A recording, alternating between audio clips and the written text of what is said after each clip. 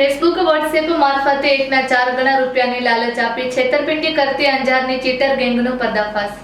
લોકોને વિશ્વાસમાં લઈ છેતરપિંડી કરતી ચીટર ગેંગના આરોપીઓને ઝડપી પાડવામાં પોલીસ મહાનિરીક્ષક ચિરાગ કોરડિયા, પૂર્વ કચ્છ પોલીસ અધિક્ષક સાગર બાગમાર અને ડીવાયએસપી મુકેશ ચૌધરીના માર્ગદર્શન હેઠળ અંજાર પોલીસને સફળતા મળી છે।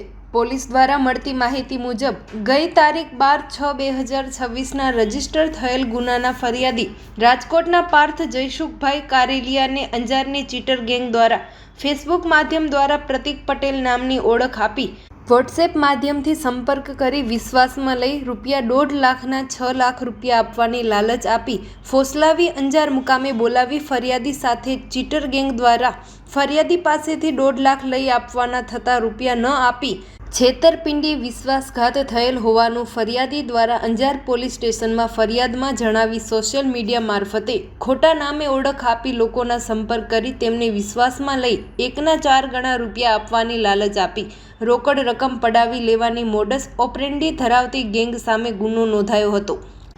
આ મામલે પોલીસે મુખ્ય આરોપી અલી અબ્બાસ કાસમશા શેખ તથા મહમદ રજાક ઇબ્રાહિમ શાહ શેખને ઝડપી લીધા છે, જ્યારે અલી અકબર શેખ અને ગનીભાઈ શેખ પકડવાના બાકી હોવાનું સામે આવ્યું છે, જેમની શોધખોળ ચાલુ છે। પકડાયેલા આરોપીઓ પાસેથી કુલ ₹3,20,000નો મુદ્દામાલ કબજે કરવામાં આવ્યો છે, જેમાં ₹1.5 લાખ રોકડ ગુનામાં વપરાયેલી સ્વિફ્ટ કાર, 2 મોબાઈલ ફોન તથા લેધરની બેગનો સમાવેશ થાય છે।